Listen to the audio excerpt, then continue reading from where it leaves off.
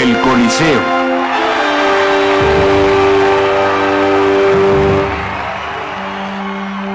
Hace cerca de 2000 años, los ciudadanos de Roma presenciaron una maravilla.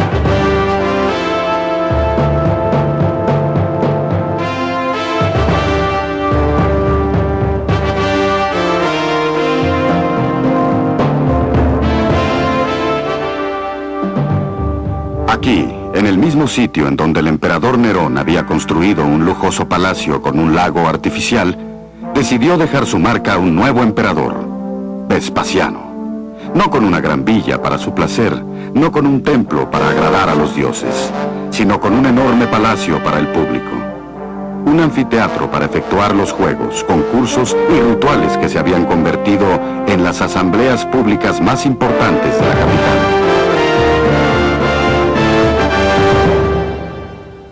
Vespasiano conocía el valor de las relaciones públicas.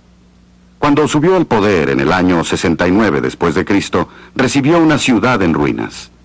4 años antes, gran parte de Roma había sido destruida por un incendio. El corrupto Nerón, entre otros, había agotado el tesoro, y el Senado romano se había dividido en bandos hostiles después de 2 años de guerra civil. Vespasiano anunció su plan. Drenaría el lago artificial de Nerón y construiría un enorme anfiteatro público, el más grande que se hubiera construido. Lo llamó el Anfiteatro Flaviano, en honor de su familia. Las generaciones posteriores lo llamaron el Coliseo, debido a sus proporciones colosales. Por su enorme tamaño y su ingeniería, fue el edificio más ambicioso que se haya construido en el mundo antiguo.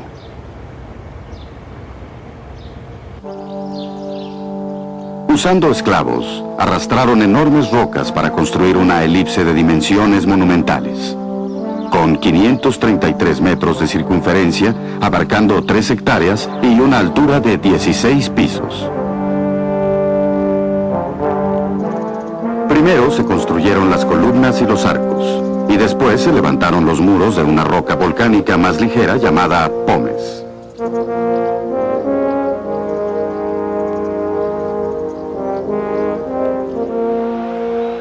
Con capacidad para 50.000 espectadores, el Coliseo es casi del mismo tamaño que el Astrodome de Houston. Los constructores de estadios de la actualidad aún se basan en el ingenioso sistema de entradas y pasillos que aquí se usaron.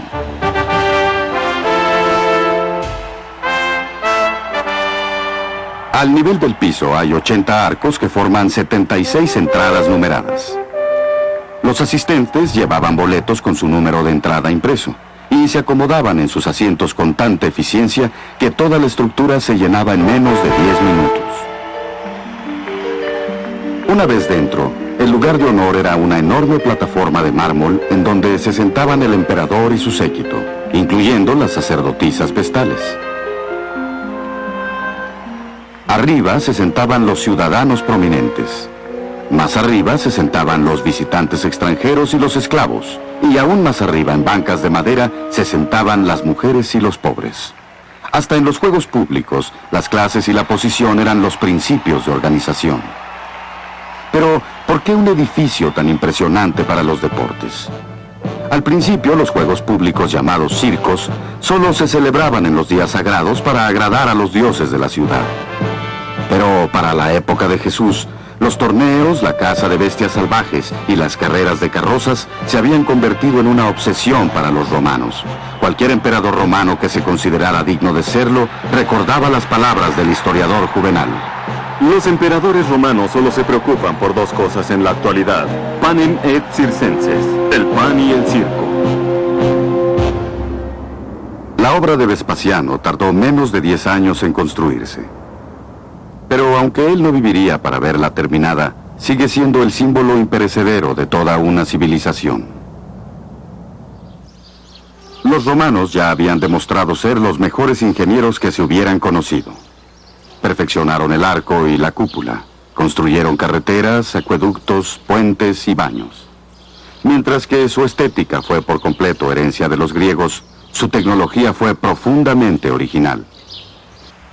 Cerca de ahí, en el Panteón, una enorme cúpula de concreto parece flotar en el espacio. nadie intentaría construir un anillo de concreto tan grande, perforado por un solo tragaluz, hasta el siglo XX.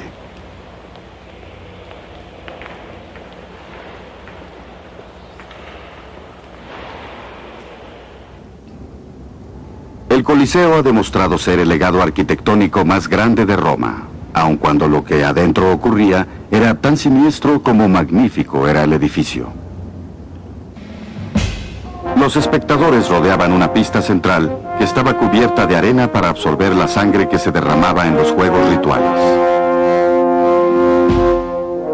El día de la inauguración, en el año 80, el emperador Tito, hijo de Vespasiano, abrió el anfiteatro con una brutal cacería de bestias salvajes. En un solo día se sacrificaron unos 5.000 animales. Los sangrientos rituales de celebración podían durar más de 3 meses. Las exóticas bestias de los confines del imperio se guardaban bajo el nivel del piso, en jaulas que aún se pueden observar en la actualidad. Los animales se llevaban a la arena en elevadores para enfrentarse a las lanzas de los cazadores. En ocasiones la arena se inundaba, cerrando las atarjeas del drenaje. El estadio se convertía en un pequeño mar donde se efectuaban batallas navales. Pero los gladiadores eran lo mejor del Coliseo.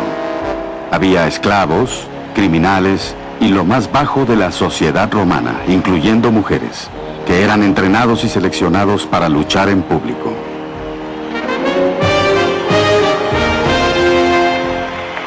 ¡Salve César! ¡Los que vamos a morir te saludamos! La multitud aplaudía o abucheaba el valor o la cobardía de un gladiador y votaban con las manos para decidir la suerte de los vencidos. Según algunos historiadores, los pulgares hacia arriba o los pañuelos agitándose al aire significaban el perdón e incluso la libertad. Los pulgares hacia abajo, la muerte inminente de los gladiadores. Durante 325 años, el Coliseo presenció espectáculos aún peores, y puede haber sido el lugar de martirio de los cristianos perseguidos.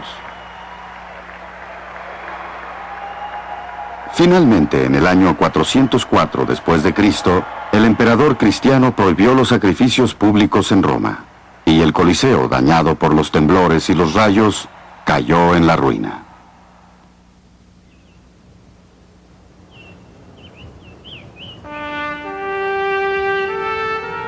Al paso de los siglos, el Coliseo se convirtió en una cantera de mármol que fue saqueada por los césares de cada nueva era.